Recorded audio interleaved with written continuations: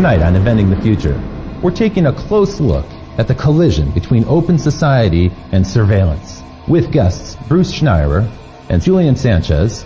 Stay tuned for what's next after What's Next.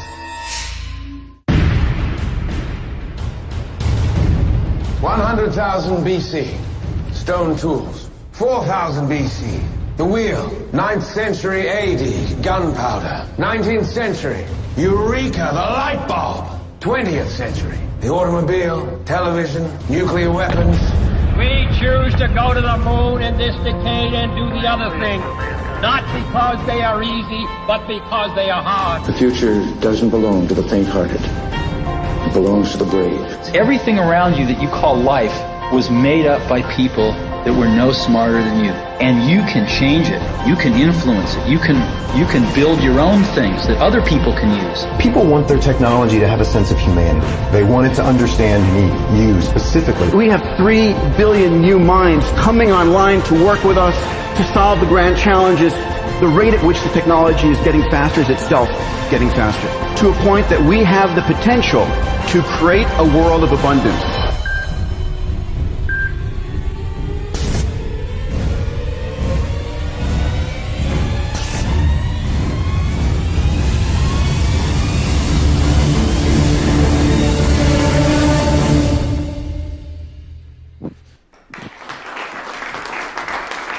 Thank you.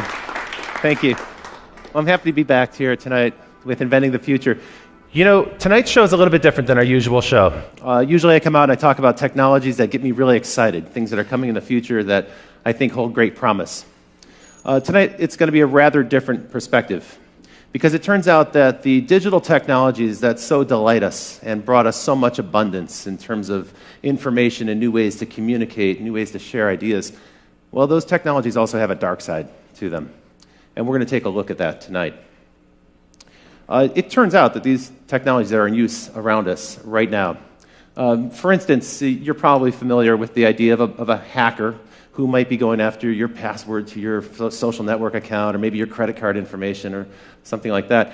But it turns out that they have a convention in Las Vegas, yes, just like any organization, the Black Hat Conference. And in 2011, just a couple years ago, one of these hackers presented a paper where he proved that he can actually wirelessly hack into an insulin pump or a heart meter and actually hack it from a distance. In a way, he could send a jolt to that person and commit the perfect crime by killing them in a way that would be totally undetectable. That's a scary thought, and some of the manufacturers are already working on cloaking technologies to prevent that from happening. Just last week, the National Intelligence Estimate was published, and this is a document that details how China has a massive sustained campaign underway right now to hack into multinational corporations. And as it turns out, more than 50 corporations are under almost constant assault in this way. More than 50 corporations per week are hacked into at an average of almost 2 times a week. Their internet defenses are successfully penetrated. So this is a real present threat that's happening. And it's not just the overseas threats that are happening. This technology is starting to pervade our life. It's becoming actually scarily commonplace. There are already companies, retailers, that are experimenting with cameras that'll track you as you walk into the store, and they'll compare your face to face images that have been tagged on Facebook, this facial recognition technology that's so prevalent, not just on Facebook, but also Apple and Google and other companies have promoted. And that's not all. Some companies are starting to use this in a way that I feel is almost unfair, where in a job interview situation, a corporation may demand that you relinquish your Facebook credentials or your Twitter account so that they can get a better understanding of your habits and how you communicate and who you're connected to. And that's a little bit Orwellian, I think. And perhaps most creepy of all, just this last week, Raytheon, a major defense contractor, announced a new program called Riot. It's the Rapid Information Overlay technology. What this allows them to do is assess in massive scale people's behavior in social networks so that they can predict future behavior. And this starts to take on a kind of creepy sci-fi theme. Now, some people feel that privacy's over. Just a decade ago, the CEO of Sun Microsystems, Scott McNealy, said this. He said, "You have zero privacy anyway, so folks, get over it." That's the world that he envisioned. We want to hear from you. We'd like to know what you think about this issue. And you can certainly use the hashtag ITF to let us know. I noticed that some people before the show have already started to send in questions on Facebook. And on live stream, you can chat in and offer your questions and comments as well. After tonight's show, we're going to stick around a little while for some live Q&A with the audience about this. But first, what I want to do is introduce our experts. We have two fantastic guests for you tonight. And first, let's bring on stage one of the most renowned security experts in the world, Bruce Schneier. Bruce, welcome to the show. Thanks for joining us. So, you are well known as a kind of a pundit about security and the issues that we're going to talk about tonight. And your services are also in high demand with organizations all over the world. What people might not know is that you have a fantastic newsletter they can sign up for. It's where I learn about these issues, and I've been following it for quite a while. And Bruce also recently published this book, Liars and Outliers. Tell me a little bit about this book. Is this on this topic, or? Well, it is in sort of a meta way. What I'm looking at is the notion of why security exists, and I'm looking at trust. And really, if you think about society, we need trust to make it work. I mean, you got this audience here, and I'm looking at them, and not one of them has jumped up and attacked the person sitting next to them. Right? You laugh, but if that was an audience full of chimpanzees, we couldn't get away with it. Right? Humans are the only species that can sit there quietly. And society works because of this. And there's a whole bunch of reasons, right? One of them might want to mug the other person or, steal my iPad back in the dressing room. But they don't for a whole bunch of reasons. There's a lot of security there. And we have sort of a social construct that keeps us all looking out for each other. It's social, legal. There's a lot of things going on there. So the nature of society requires some measure of trust to function. But in some respect, this might be getting undermined. For instance, this topic of hackers. It keeps coming up. People are very familiar with it. But from what I've read, you think it's kind of an overblown idea. Sometimes it's overhyped. Well, we do tend to overhype the criminal threats. And, it's really what makes headlines, what sells newspapers. We like to hype the attacks from China, cyber terrorism, cyber war. Basic cyber crime, stealing money, I think, is underreported. Okay, a lot more happens. Some people said that accounts for almost 2/3 of all crime is now internet crime. I don't know if that number is accurate, but I've heard that. Yeah, it's really hard to count. It's hard to measure. That's but right. There's certainly a lot of it. So we can't dismiss it. It's a real thing. But tonight we're going to cover a number of threats. I thought we'd start though with a funny idea here. So a hacker in Montana hacked into a local TV station, and he got into the emergency alert system there. And he sent out the message that the zombies are attacking right now. So sometimes it's malicious hacking, sometimes it's just for fun. It's like a prank, and we've seen many examples of that. One thing you might not know is the prevalence of this, how often this is happening. So for the audience, you might wonder what these four things have in question here in the picture on the screen. The New York Times, Twitter, the Bush family, and the U.S. Federal Reserve. Well, the answer is that last week, these guys were all subject to massive hacking intrusions. And so it's a wide range of targets. And this is going on so frequently. We hear about it so frequently, we kind of get numb to it. And it's interesting. It's a different people in each case. We believe New York Times was Chinese. The Bush family was, I think, politically motivated. Federal Reserve was the anonymous group, so was some kind of political statement. Twitter, I don't know. Let's pretend it was a criminal. Right? You've got an array of different threats here.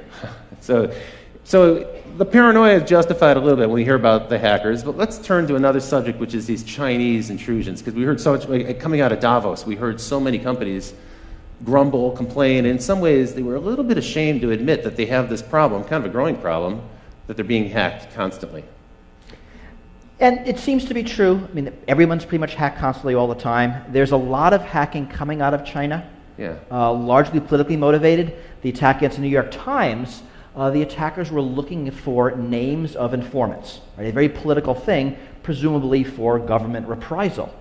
We don't know if the attacks were done by the government, they were done by independent people working within China with nationalistic so we use ideals. The word China. We don't know. It sounds like it's the government. There's no way to prove that allegation. It actually is no way to prove it's China. One of the problems we have is you don't know where attacks are coming from. You can't trace an attack backwards. Often when we know from other channels. One of the things that's most chilling about that New York Times hack is that more than 50 computers were actually penetrated, and they stole all the passwords, which means that it's probably likely that some of those computers have a Trojan horse in them somewhere, or a back door that's been opened up where they can come back in any time. Well, it's hard to tell. If you read the reports, and it turns out everyone gets hacked, but if you hack the New York Times, you end up with a 2,400-word newspaper article about it. So we know a lot about this. Okay. They say they caught it early. They let it go on for a couple of months to track exactly what was happening. They knew where all the back doors were, and they closed them. Were they perfect? We have no idea. They think they were, and they look like they did a good job. We don't know, but that certainly is a problem. The Wall Street Journal admitted they were hacked as well. The New York Times and Wall Street Journal, you know there are going to be others. Yeah, that's true. Some that might not have even realized it. And some companies couldn't really reveal that information. A newspaper can because that's news for them. Well, but it's also embarrassing. In a lot of That's cases, if you're a bank, if you're a big company, you admit this, your stock price might go down, you might lose customers. That's right. So yeah, customers worry how safe is my data, how much can I rely on this partner. Now, some people characterize this as cyber warfare, and I've actually read where people say, we have a massive cyber war that's underway right now, and it's the U.S. versus China, but other countries are involved as well. Iran, sometimes they mention Israel or France. How serious do you think this cyber war concept is? I think a cyber war is largely rhetoric. I mean, it's not war. We know what war looks like. Right. I mean, this is espionage. Yeah. It's not a military action that involves guns and bombs and people dying. The cyber war rhetoric, I actually think, is largely put in place in the U.S. by government corporations that are profiting from it. Right? The U.S. Cyber Command announced last month that they're expanding from 900 people to about 5,000 people. Oh, so if we bang the drum of war, we can kind of stir up people and get support for a massive expansion. Because you think about it, we're really weird with war. We love to use the word war when there's no war. War on terror, war on crime, war on drugs. We love rhetorical wars. We hate using the word war when there's an actual war. We'll say anything else other than war. And this is confusing. So metaphorical war is accepted, it's politically acceptable. But what's going on here has kind of aspects of both. So the war on drugs is clearly not a war. Right. These cyber attacks, well, there's some kind of stuff going on that involves militaries. And it involves nations in some respect, and they're spooks, so in a way it is kind of a war, but it's a shadow war. I mean, my fear is that we're in the early years of a cyber war arms race. That there's a lot, and not just China, the U.S. too, NATO, other countries, we're pouring a lot of money into cyber attack, cyber defense. It's a huge growth industry. That's true. And if you think about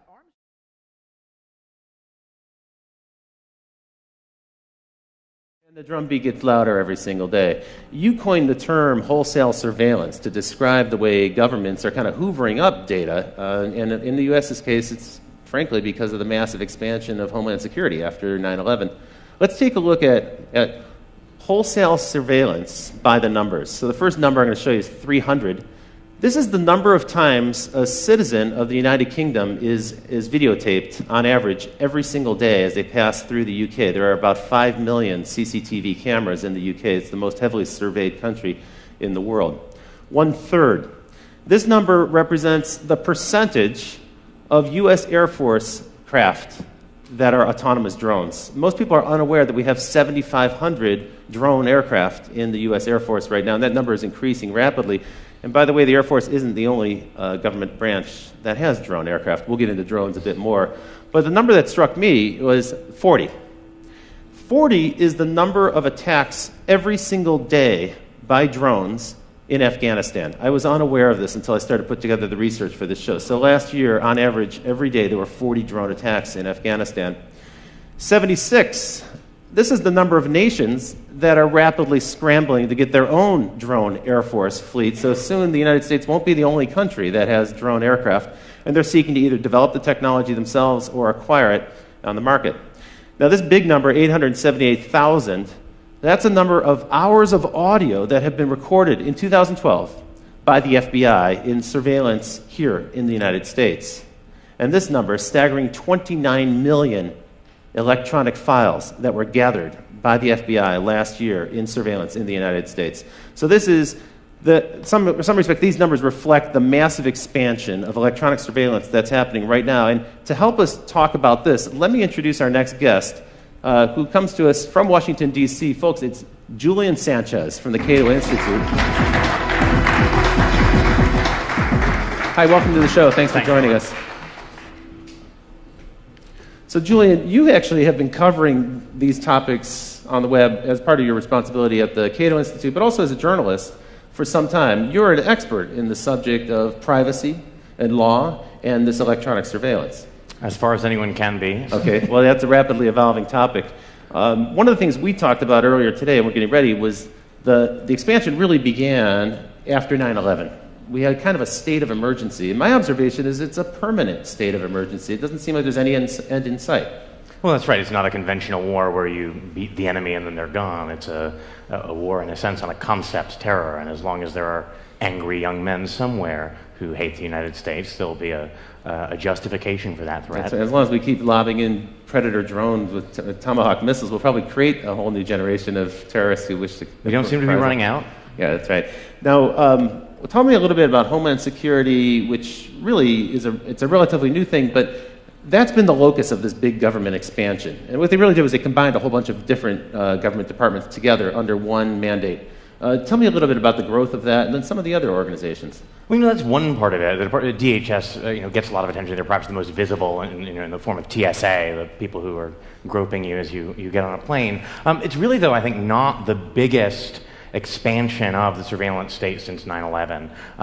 The problem is that a lot of this stuff happens below the surface. It's hard to get numbers, frankly, about a lot of the activity that's going on. Ron Wyden, senator from Oregon, has been trying to get data from the National Security Agency about how many Americans they've got in their database, and they essentially refuse to provide even an estimate. They say they can't even provide a ballpark guess as to how many Americans are sitting in their database, and that's a database that is enormous because they're actually required them to build a multi-yottabyte data center in Utah to store the products of the 1.7 billion communications they're intercepting every day. A yottabyte, by the way, is about a quadrillion gigabytes. They don't actually have a higher unit than that. Crazy. So one thing that's happening, we talked about this earlier, is that the price of storage has dropped so much that we can now do something that's totally unprecedented, which is store everything. Right. So in the past, if you were going to do surveillance or wiretapping, you had to be kind of selective about it because there wasn't a way to record it easily. But now they can, and they can also do analysis later, after the fact, to find out if there was any evidence of a crime or even a pattern that might suggest illegal behavior. Well, I mean, this fundamentally changes how surveillance works. Yeah. Right? We're used to how we see it on television, follow that car, Yeah. right? That's surveillance. That's right. But now it's follow every car. And actually, it's follow every car all the time, and we can follow that car 6 months ago because we've saved the data. Right. So surveillance changes. And it's, in a lot of ways, it's not because of malice. Computers produce data. Right. I mean, whenever you use your credit card, your cell phone, your computer, data about what you're doing and where is produced. That's right. And as data storage drops to free, as data processing drops to free, it's easy to save it. Why not save it then? And so you have companies saving it, like a Facebook, a Google, they're saving it, governments are saving it, they're trading data. Right. Right, Google provides data to governments when asked under certain rules. Sometimes under subpoena, sometimes not. Sometimes not, and often we don't know. I mean, last month, a bunch of human rights individuals asked politely Microsoft to tell them who they're letting spy on Skype video calls. Right, so we're asking nicely. Did they get an answer? We did not yet. This is one of the concerns. There's a growing world of surveillance. We know that a lot of it's happening. We know a lot of money's being spent. We don't know where, and we don't know what they're recording. And we often have no choice. I mean, I like to think, I don't like to think this, but it's sort of true that Google knows more about my interests than my wife does. Yeah. That's a little freaky. And they're able to predict better what you might do next because of the pattern. They can match your pattern against another cohort. And I've kind of never even met Google, let alone gone out of it. Here's a question from Twitter, and the question is, Minority Report, how long until we can predict when people will commit crimes? So how soon do you see that coming in the future? Well, I mean, what are we asking? How long before we can predict? Probably never. I mean, I don't think those are things we can predict. How long before we're going to start using the ability that we think we can predict? Well, Right. we're doing it today. That's true. That's what the Raytheon Riot program That's what the is. no-fly list is. That's true. We predict that you are so dangerous that you're not allowed to fly for any reason, yet so innocent we can't arrest you. It's kind of a weird mixed bag of people. So those things are coming, and I think they're going to become more and more. I think as technology gets more dangerous, as the things a bad guy can do increase, I mean, think about bioprinters, Right. Think about homemade, I mean, all the things we're scared of, homemade nuclear weapons. Some of the topics we've covered on the show. As those things get scarier, the desire to stop someone before the fact. I mean, the only normal crime prevention is after the fact. Right? I'm going to let you murder somebody, the crime's gonna happen, and I'm just going to arrest you after the fact. Right. That only works if I can live with the murder rate. Right. But that's not going to work if you're able to print a pathogen that drops a species. So there will be an incredible push for this before the fact. Preemptive strike. Right, which is the Minority Report type of future. It's going to be lousy. It's not going to work, but people are going to want it. Arguably, that's what's going on in Yemen today, right? So we now, last week... Signature strikes. Exactly. NBC released this, this purloined document from the attorneys that basically gives Obama a permission slip to go ahead and assassinate American citizens off U.S. soil using a robot in the sky. Okay, so that occurred. What are they actually aiming for? They're not going for people who are in the process of conducting some sort of terrorist incident or building a bomb or something.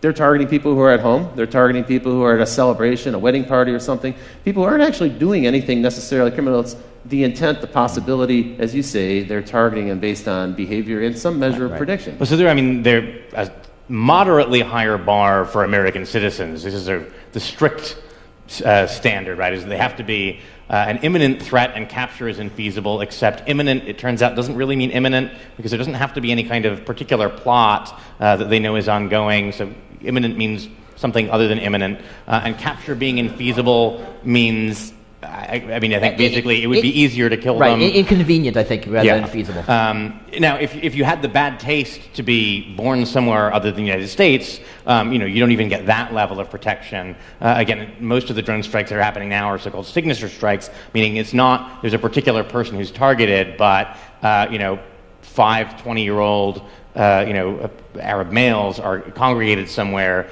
and well, that's either a terrorist plot or a wedding, but better be safe than sorry. Take him out. Tell me a little bit about Total Information Awareness, this program that Admiral Poindexter proposed more than a decade ago, but I thought it went away, but it seems maybe it's coming back. Right, the problem there was that they had terrible branding. They called it Total Information Awareness, which sounds creepy, and then they had a logo that was like an eye in a pyramid with beams coming down at the earth, so this sounded terrifying. Bill Sapphire wrote a column, freaking out about it. Everyone was duly alarmed. Congress nominally killed it, but it ended up getting essentially fragmented into a bunch of different programs that were farmed out to parts of DHS or DARPA. I think the NSA's Pinwheel database is in some sense an offshoot of that. Pinwheel is, again, on this model, a kind of vast database that allows kind of Googling for communications. They've shifted from that kind of targeted model, get a warrant, have an individual wiretap their conversations, much more toward a model that involves, some people have called it sitting on the wire, suck in everything, and then after the fact, figure out the search parameters are interested, go through, pull stuff up. And that's concerning, I think, because, when J. Edgar Hoover ran the FBI and was abusing surveillance for political purposes, at least he had to target particular people. He's going to decide that Martin Luther King is going to be spied on, and then they're going to try and drive him to suicide. Now, this stuff is sitting in a database for 30 years.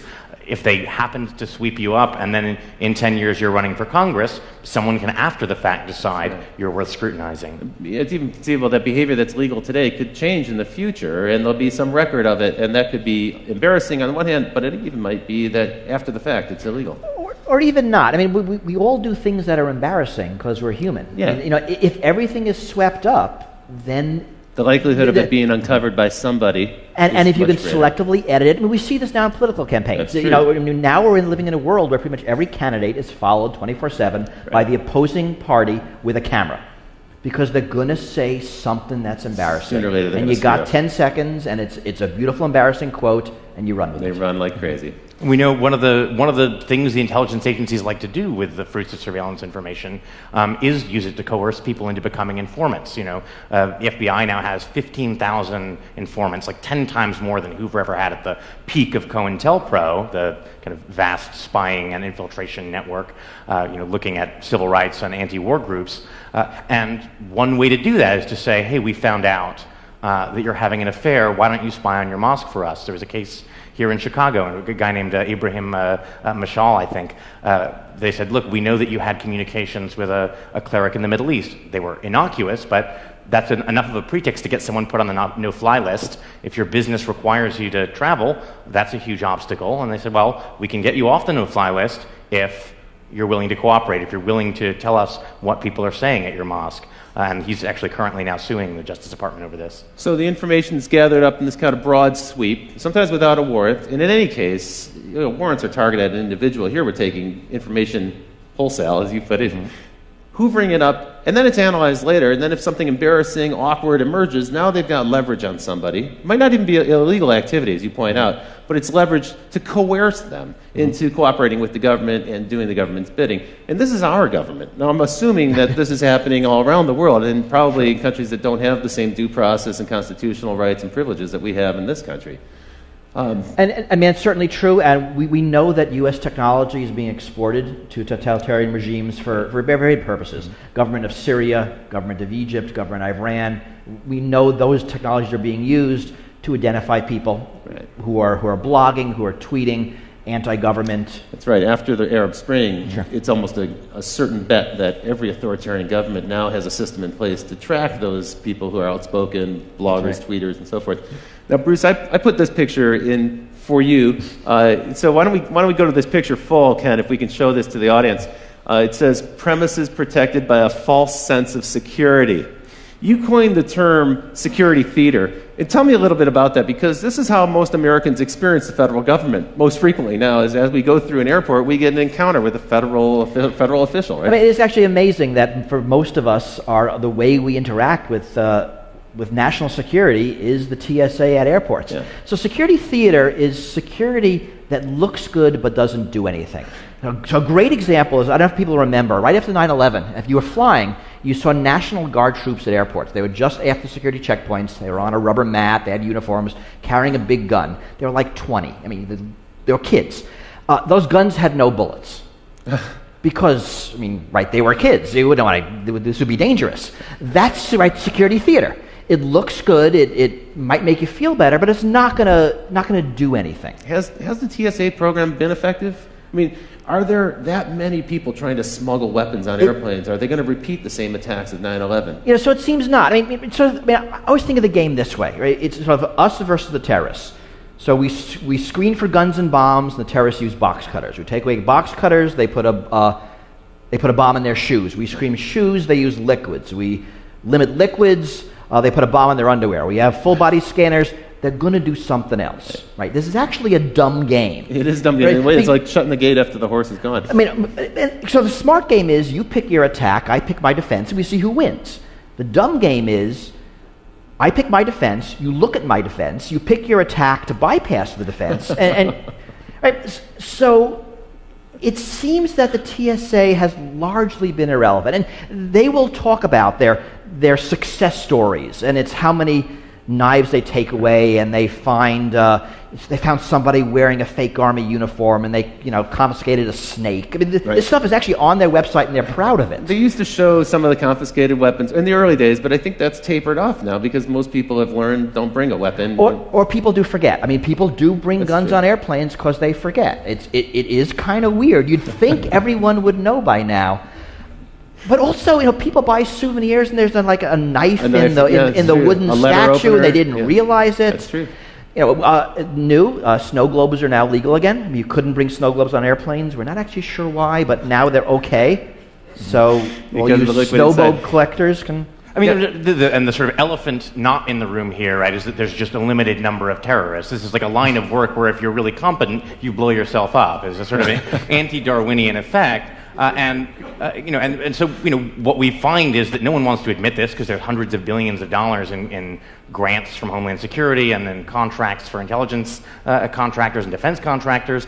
But it increasingly looks like the FBI is being forced to manufacture terrorists so it can give us a sense of success. And I think there's been about 150 sting operations by the FBI that have resulted in convictions since in the decade after 9/11, and at least a third of those cases, and maybe more, these are cases where the weaponry, the funding, and the actual plan all were provided by the FBI informant. These are mostly, again, the world is full of young, angry people who spout off on the internet and are easily led enough or mentally disturbed enough that if you give them a plan and a bomb, they'll make the motions of following through. It's not clear that these are people who are otherwise dangerous. So in a way, we're manufacturing our own terrorists just to give ourselves the illusion that this is an effective program. That does seem to be true.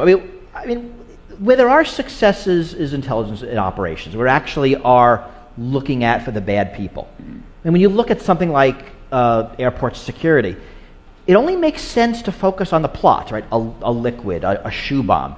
If plots are few and targets are few, right? If all we do by spending billions on shoe scanning is to force the terrorists to make a minor change in their tactic, right? We're wasting our money. Yeah, and we're wasting everybody's time. And that's fundamentally the problem. Right.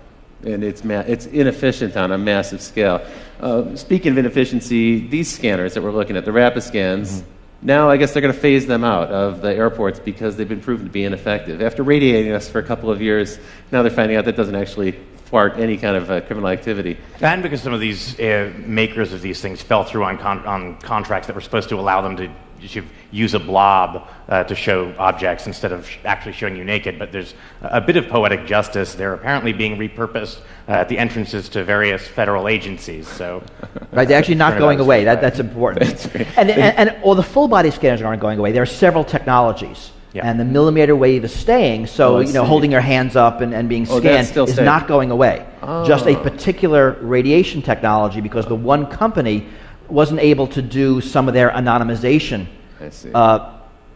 things on the visuals, what Julian said. And there was a case in Florida where some of those images did leak out, and that also undermined the claim that somehow this information would never get out in the web. And here we have the pictures right here, so you can see them. Well, now let's take us down to the local scale. And so, as it turns out, it isn't just our federal government that's out there combating terrorists or maybe other nations, we don't really know, in some shadowy cyber war. But actually, in a weird way, I think the DHS has kind of co-opted your local police force. They've turned them into deputies of this national effort to find terrorists. Talk a little bit about the spread of Homeland Security dollars to local police forces. Well, so I think we'll maybe get to fusion centers in more detail later, but there's lots of federal money out there. If you say you want to run a counterterror program, you may not have terrorists, but that's no reason to turn down the money. Right. So we find fusion centers, for example, something like $250 billion in grants that went out, supposedly for counterterror. A 2-year Senate investigation found that they never actually produced a single shred of actionable, useful intelligence about terrorism. It did end up buying a lot of Range Rovers for local sheriff's departments, plasma TVs so that they could display the Fusion Center calendar and watch cable news in San Diego. DHS has given out, I think, $50 million in grants for local police departments to photograph license plates. To your point earlier, in a wholesale level, not going after an individual car or doing it as they drive by on patrol, but they're setting up cameras now in different. I know in San Diego they're doing this on a massive scale. They're just routinely photographing the license plate of every car on the freeway that goes by. There's a lot of technology. It's license plates. It's all the CCTV cameras. You produce the UK number. We know better. There's cameras everywhere in the United States also. That's right. A lot of cities have them in intersections where they're automatically scooping up license plates. Again, that's being saved. The money's being used for other surveillance, for cell phone surveillance, for just collecting up lots of data. And we'll get into cell phones in a minute. But because it's data, it sloshes around. I mean, this is the fundamental problem. It doesn't matter who collects it. Once it's in the system, it goes into a fusion center, it goes into the NSA's computers, it goes into some marketing computer, and the data stays. And it's very hard to get rid of it. And now it's being used for all sorts of purposes. And we have no control over it, or really even any visibility into what data is collected. We don't know how it's being used or who's using it. We also don't know when it's going to come back to haunt us, because it may turn out a few years later something that you did was of interest to them, and they may have been tracking you for quite some time. You're probably taping this show. I'm sure we are.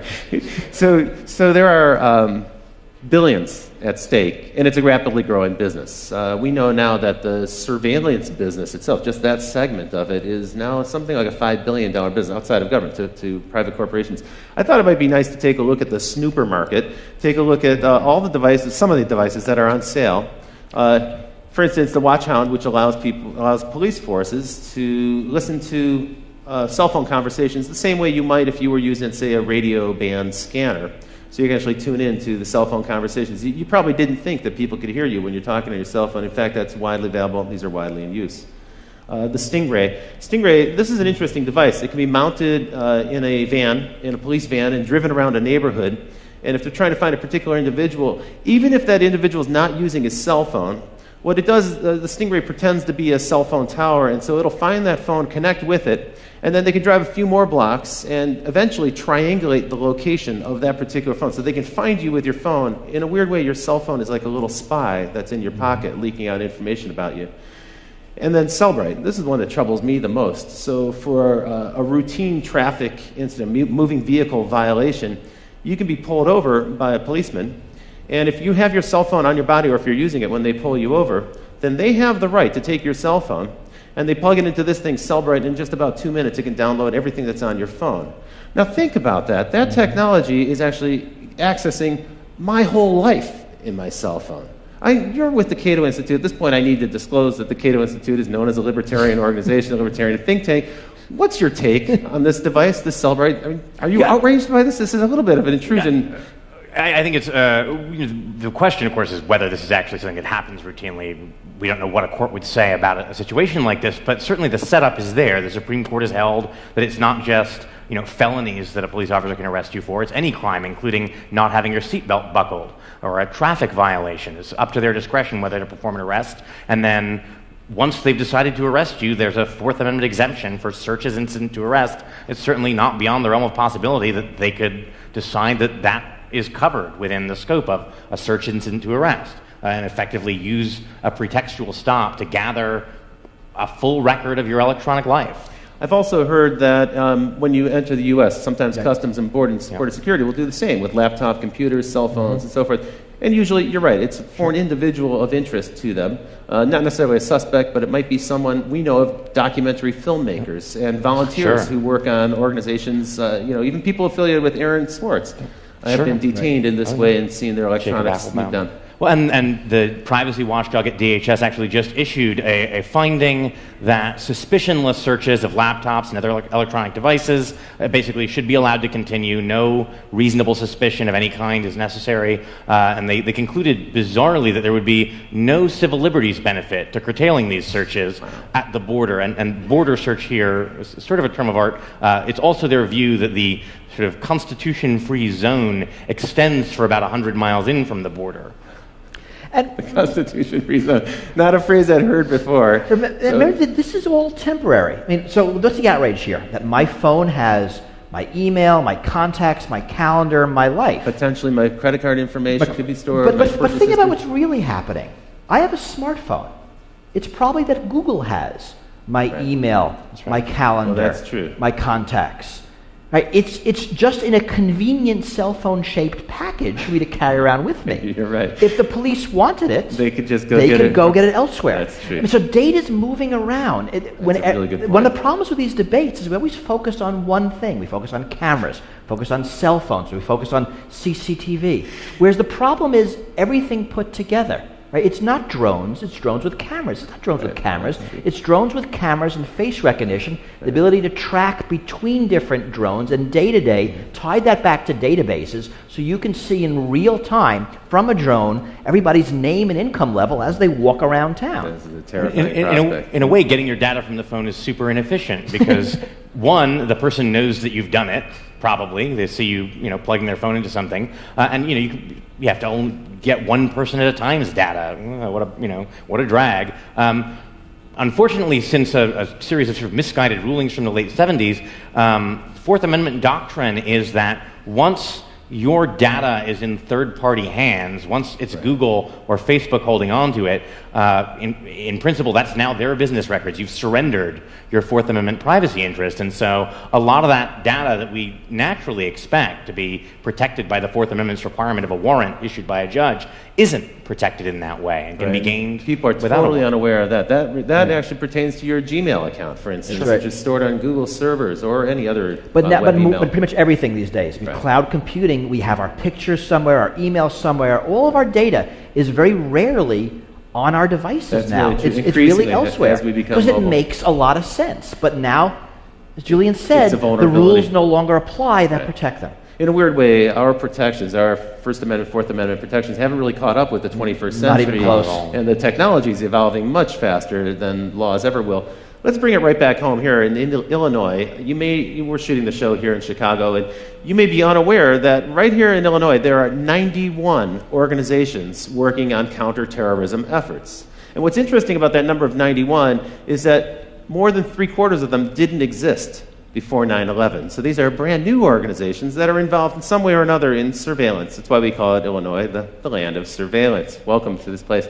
What we happen to have here is 2 fusion centers. You talked a little bit about these. Here's a really ugly diagram from the government. It's non-confidential, so it's been released for us to show to you tonight.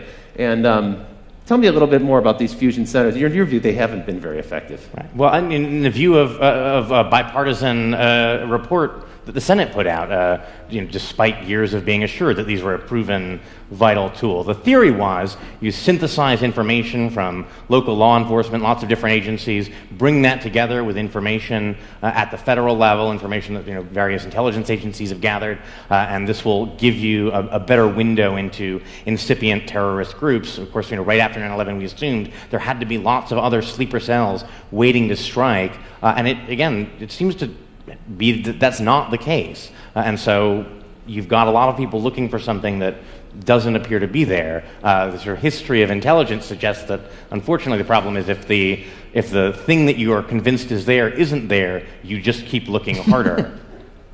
It's true. And redouble your efforts and argue in the future. We need more resources to go after this. One of the funny ironies that I think has emerged here is a statement that actually was made by Julian Assange, and we put on this picture here. We got this picture from the web, but it's actually worth zooming into. So if we can put this on screen for the folks at home, you have Julian Assange of WikiLeaks, and he's saying, "I give private information to the public for free, and I'm a villain." Meanwhile, Mark Zuckerberg of Facebook, well, he's taking your personal information and he's providing it to private enterprise for money, and he's the man of the year.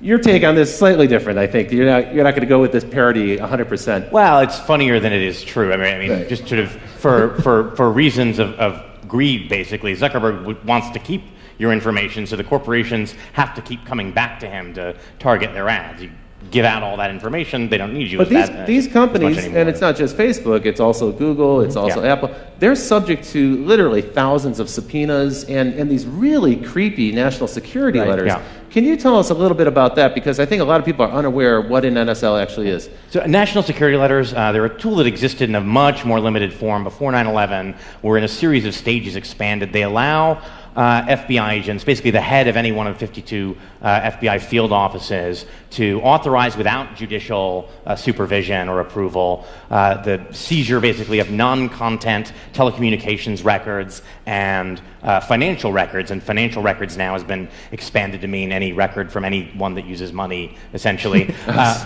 And Obama, when he was campaigning, said he wanted to do away with these. He wanted to do away with national security letters being used to seize sensitive information about people who are not even suspected of a crime. They're really used in a kind of 6 degrees of separation way to say, well, we have one target, let's look at everyone they're friends with and let's look at who they're emailing and what websites they're visiting, so we can get a kind of social graph or pattern out of it.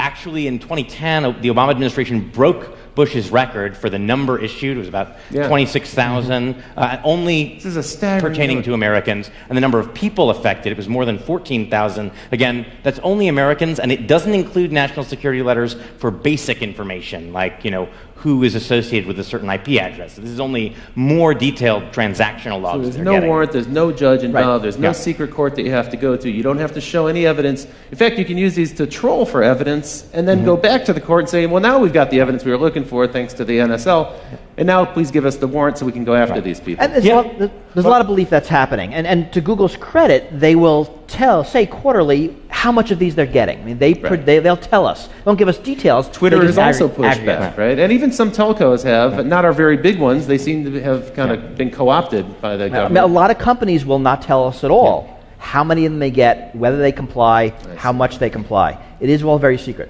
Google and Twitter are rare in sort of volunteering some of this information about how much they get. There's no aggregate reporting as there is with wiretaps that would give us a kind of overall picture of how much these different electronic surveillance tools are used. The telcos normally are not so forthcoming, but Congressman Ed Markey sort of requested the major cell phone carriers to give a tally of how many requests from different kinds of law enforcement agencies they got, added up to about 1.3 million a year. Wow. A lot of that is cell phone tracking. A lot of that is calling patterns. Also, just the compliance with that, think of the number of requests. I'm certain that the person receiving those requests at that volume would just automate the process and not even pay attention. Well, Sprint has done that. They created a back end called L-Site because they said, we're getting so many requests, we just couldn't deal with them manually anymore. It's like the information smorgasbord. Right. They allow them to just dial straight in. We've heard rumors about that, too, with some of the other social networking sites. Kind of a creepy thought. One question here, have you developed your own ways to combat or accept this new world order of constant surveillance? So I guess the question pertains to you guys. What do you do in your own lives to keep your lives private and secret? Yeah, I mean, what we do is around the edges. Right. What can you do? You can not have a credit card. You can not have a cell phone. You can not go outside. You can live in a cave. I mean, they kind of make no sense. You know, I don't have a Facebook account. That makes me kind of a freak. I keep all my email on my computer. That makes me a double freak. So I mean, I'm doing some things around the edges, but by and large, there's not a lot we can do. I mean, you have to accept it simply because you're being surveilled. I mean, what we learned from the General Petraeus scandal is that even the director of the CIA can't keep email secret. I mean, if he can't do it, I don't stand a chance. You know, that was a very troubling case, isn't it? That Gmail hacking, it's a major intrusion. Not just the fact that it was kind of a comedy of errors with our two generals and they're flirting with this woman in Florida and so forth. That was funny and had a comic element to it. But in fact, this Gmail hacking by the FBI, with really no pretext, no evidence of criminality, and they trolled through until they found some evidence of something that they could hold him accountable for. It's bizarre on a couple levels. It nominally started as an investigation into cyber stalking, meaning she'd sent some harassing, Paula Broadwell had sent some harassing emails to a woman who was friends with Petraeus. This is not normally the kind of thing the FBI would involve itself in at all. Having tracked these emails back to Broadwell, because again, you're never private, she had used an anonymous Gmail account, but then logged in from the same IP address to her real Gmail account. Even if you're using stuff like something like Tor, usually the IP address is persistent over time. So if you log into anything that's connected to you within that window, you can be traced back again. They can link those two things. And then having figured out who sent the emails, if that was they decided, I think, ultimately that actually the emails didn't rise to the level of criminal harassment, but having identified who sent them, instead of then confronting Broadwell, they decided to do a phishing expedition through all of her email. And it's not clear what conceivable connection that had to the thing that they were supposed to be investigating. So at that point, the supervisors, when they found no evidence of criminality, they should have called the investigation off, and they didn't. That seems like a real breach. We'll probably hear more about that story. I need to move on. I'm loving the conversation, but we have to get into what's next. So in this show, we like to talk about what's now and what's next, and then what comes next. The next things we're going to talk about are drones, phones, and super cookies. And it gets creepier, folks. So check this out. Predator drone, you're familiar with these. They've been in use since 2001. There's one on display at the National Air and Science Museum, so they're already kind of a part of American history. Massive expansion to that program. But as Bruce mentioned just a minute ago, the scientists from DARPA has been experimenting with different ways to modify these. There's all sorts of new, weird versions of drones that'll be coming out in the near future. One of them is called Argus, and what they've done is they've taken 368 of those cell phone cameras, the 5 or 10 megapixel camera that's on your cell phone today, and they've assembled those into sort of a beach ball shape mounting, and they can put that at the front of one of these drones. And this Argus program then allows that drone to hover over a particular place and record everything that's happening on the ground. Now, the device itself, the drone itself, has literally millions of terabytes of storage on board, but they're also streaming that data out down to the ground. And so in real time, someone who's back in the base station can see an image kind of like this. It's a composite image of all those different eyes in the sky, and they can start to see what's happening on the ground. But what's even more troubling, because of the degree of accuracy in each of those cameras, is that they can zoom in. And they can actually, today, get to a level of detail that allows them to see from 14,000 feet in the air a 6-inch long object. They can also, using gait analysis technology, face recognition, some of the other technologies you mentioned, they can actually start to identify the people on the ground. Today, these technologies are being used in Afghanistan to fight the war there. Tomorrow, those drones will be in the United States. It seems to me a near certainty. More than 358 different law enforcement groups and counterterrorism groups in the United States have asked the FAA for permission to start to fly their own autonomous drone units, and we can expect those to be mounted with similar surveillance technology. This is clearly coming. Now, when we chatted about this, you gave what was a really chilling prediction to me, which is that basically you're like, it's here. It's happening. Yeah, I mean, coming seems like an overstatement. We used drones this week to hunt down that California cop killer who was holed up in his mountain hideout. Right. And they're being used in cities. That's right. I think we have a picture here of well, these are some of the cheap ones that are coming, but here we have the Border Patrol. Right. And they have 10, they have a fleet of 10, and they've asked for 14 more. So you're right, it's already here, it's not really out in the future. I mean, what's coming is, what's coming next, right? They're going to get better at resolution, right. Be able to read documents, be able to better identify faces.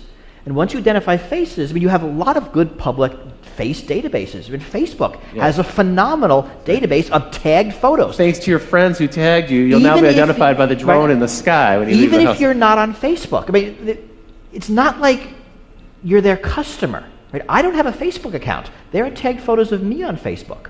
They have really a network of my friends there because they'll pull people's address books. So 5 years out, what do you expect to be the case? There'll be drones in every city. There will be. So my expectation is that there will be drones everywhere 24/7. I mean, it's not going to make sense for companies to fly their own drone fleets. There's going to be, Drones Over America Inc. And they'll have drones everywhere, and like Google Street View, it'll be drones Skyview real time, and you just rent time on it. You get what you want. Like a backbone internet provider, you'll just lease capacity on the drone. Because that's surveillance for hire. But that's a smart way to do it. I mean, you have that now with satellites.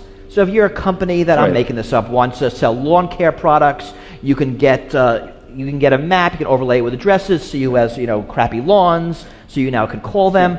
So it's all the data being collected and overlaid with other data. So we can identify people, we can collect it, market it with databases, we can integrate it with cell phone data, which, as you mentioned, is location data, and also data about who you're interacting with.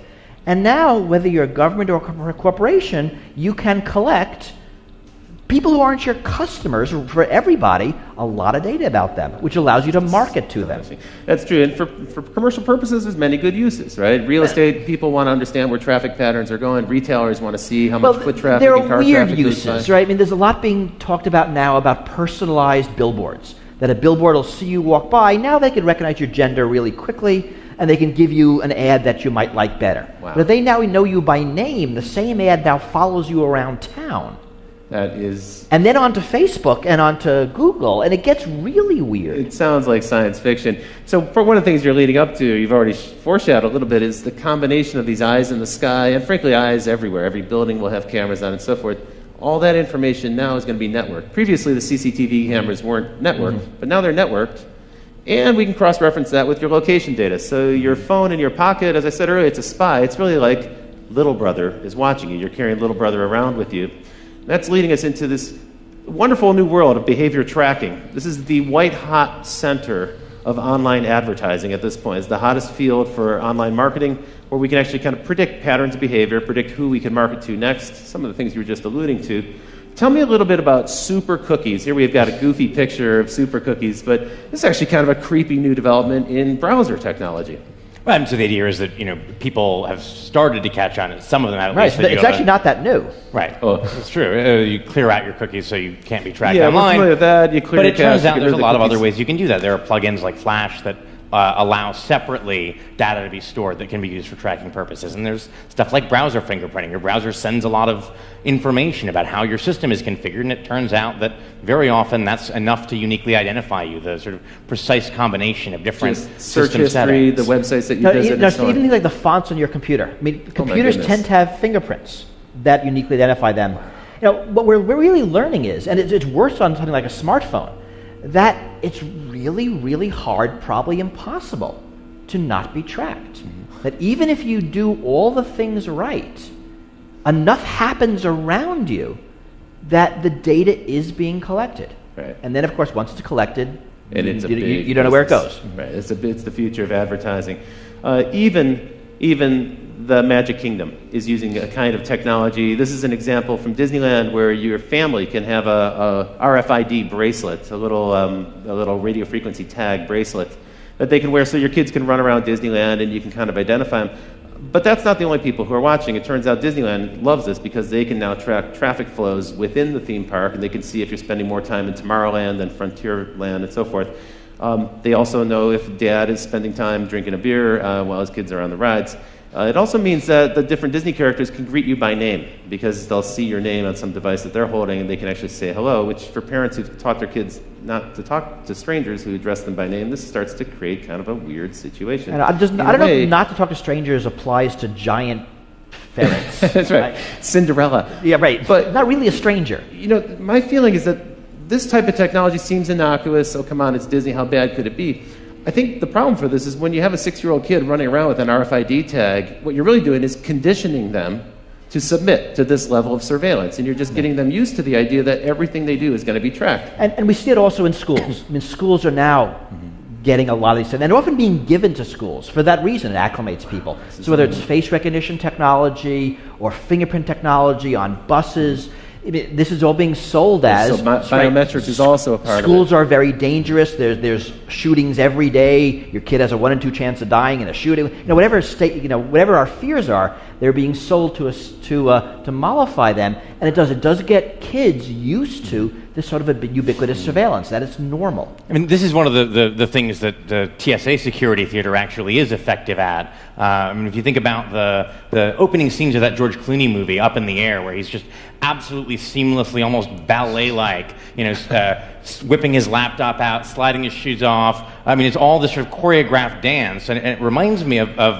this idea that of the French philosopher Michel Foucault talked about, that there's forms of surveillance that create docile bodies. That by being observed, that we are trained to follow the path of least resistance, which is to say, train ourselves to automatically go through the procedures that expose us to the TSA guy with the least amount of hassle. I mean, they do a good job of encouraging this, right? Well, you don't have to go through the naked scanner. You can instead get terribly groped. Well, no, the easier thing to do is submit to the naked scanner. And it's a form of training. That's true. I think that's very true. I was a young man. I had the opportunity to live in Berlin, and I spent time in East Berlin and East Germany and elsewhere in the East Bloc. And this was the one thing I took away from that experience, is when you live under constant surveillance and you don't know who's working for the government, they all might be spies, you never really know, people become apathetic and they stop trying. Well, but also, you change. I mean, I remember in the years of 9/11, I'll be talking to a friend on the phone, and we say something because we're talking about security, and one of us says, wow, I hope the NSA isn't listening. We both laugh because it's a funny joke, but the conversation changes. That's true. The fact that you might be observed in all things changes how you act. It makes you less of a free person. I mean, there's probably less crime in East Berlin, but you didn't want to live there. You sure didn't want to live there. One of the sadder things I remember reading in the New York Times reporting on the NYPD's sort of Muslim infiltration program was there was a student union at, I think, Columbia or another New York university where they had posted in the room where the Student Muslim Association met a sign saying, please do not discuss current controversial politics in this room, we don't want trouble. And that doesn't seem like a healthy environment for a free society. Right. Please keep your free thinking at home. Don't bring it here. And unfortunately, you don't know these things to their gut. Freedoms are hard to value. You only value them when they're missing. When they're gone. That's really true. And more than a decade ago, Phil Zimmerman, the creator of Pretty Good Privacy, he said he likened personal privacy to the environment. He said there's going to be a time where it becomes kind of a privilege for a certain group of people who can afford to have access to it. Okay, so that's pretty scary and pretty depressing. I don't want to end on a dark note like that. I guess the question is, what can we do? What are some of the things we can do? Now, we had some encouraging news, perhaps. The mayor of Seattle recently decreed that there will be no drone surveillance in the city of Seattle. Perhaps that'll start to roll out on a local level. More cities might follow. Some people are starting to hack together their own way to avoid police surveillance. Here's a kind of homemade version of a license plate scanner avoider. And when it comes to face recognition and face tagging, there's an artist in the UK who created a series of makeups that you can purchase. And if you put these makeups on, they look a little funny, but what you can see in the picture here is it makes it difficult for a computer to recognize your face as a face because it actually distorts the image for the computer. Who knows, maybe in the future you'll see some people walking around with that or some kind of tattoo. That artist is Adam Harvey. He's actually introduced a fashion line, which we have here, and we'll show a little bit later on. Marley's got a few of them over there. Here are a couple examples of these.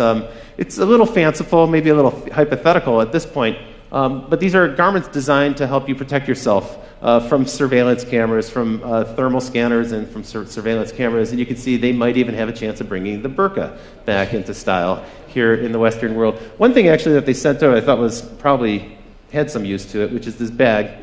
It's a little case for your cell phone, and when your cell phone is inside of it, it doesn't emit any signal, no signgle can get in, nobody can track it. Well, because nobody can call you either. That's so true. It's like, you could just turn off your cell phone and save $100.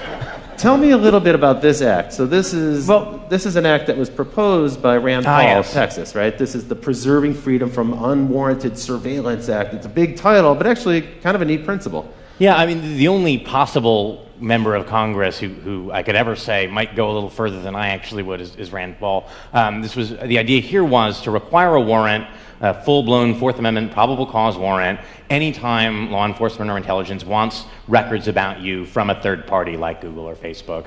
Not just the contents of communications. Federal law sometimes allows those to be gotten without a search warrant, although courts are increasingly saying the Fourth Amendment requires it. He wanted to say all records, your IP logs, your basic subscriber information, everything would require a full-blown warrant. That seems like a little much. I mean, they need something that they can get first so they can build the evidence they need to go to a judge for a warrant. But it's actually a very hard question where to draw those lines. What is sensitive information? Because even something like an IP address or email headers can reveal stuff about your political associations, which the Supreme Court has said is protected under certain circumstances. You can't force a controversial political organization like the NAACP to reveal who their members are to the government. That's a pretty tall order. But unfortunately, this bill died in committee, right? I mean, the bill and all of the technologies you talked about, if you think about it, they're really around the edges. When you think about what we can do, the unfortunate answer is kind of not much. And these things are happening. There's a drone lobby. There's now a big surveillance technology lobby. I think what we can do is what we're doing here. We need to talk about the issues. We need to make people aware of them, and we need to agitate. I mean, this is going to require real social and political change. We're not up for it now. The hope is that we will be eventually. I quite agree with you. Note that the Paul bill was one of several that got shot down as the FISA Amendments Act, which empowers the NSA, was reauthorized. A lot of this stuff was a lot milder. So a proposal that the NSA has to make an estimate of how many Americans are being swept into its database, shot down. A proposal that before, if they're doing foreign collection and they sweep up Americans and they want to search for a particular American, they need a search warrant for that, shot down. It's sort of troubling how little will there is. Who's doing the shooting down? Like, who are these senators? Everybody is. Everybody. It's not anybody in particular. Bipartisanism is alive in Washington. When it comes to stopping legislation. The problem is there isn't the political. I mean, if you think about who won, you're going to go against the police. You're going to go against national security. You're going to go against corporate lobby. There's not a lot of power arrayed against these things, and that's why this is hard. It's a giant issue. Well, it's time for me to start to bring the show to a wind down now. We will have an open Q&A afterwards. I hope you'll stick around for that. But now it's time for me to talk about what's next after what's next. And folks, it's simple. You face a difficult choice ahead. We have to decide what kind of society we want to live in this country. A society where we can expect a reasonable degree of privacy, or a society where transparency is forced upon us without any possibility of resisting it. That's a decision we're going to have to make. We do have the ability to hold our elected representatives accountable. We do have the ability to speak up and object when corporations impose some transparency or forced surveillance upon us that we don't wish to have. And we have the ability to speak up. So it is forums like these that give us the opportunity to have that kind of an exchange. Well, I want to thank you both. Bruce Schneier, thank you for joining me on the show tonight. Julian Sanchez of the Cato Institute, thank you. Be sure to check out Bruce's book, Liars and Outliers. I want to give a big shout out to the crew here at Live Lab. And Barry, thank you very much for making this show possible. It's been a pleasure doing the show with you. And a big shout out to our live band led by Paul Wardico. Strike it up, Paul. Let's hear it.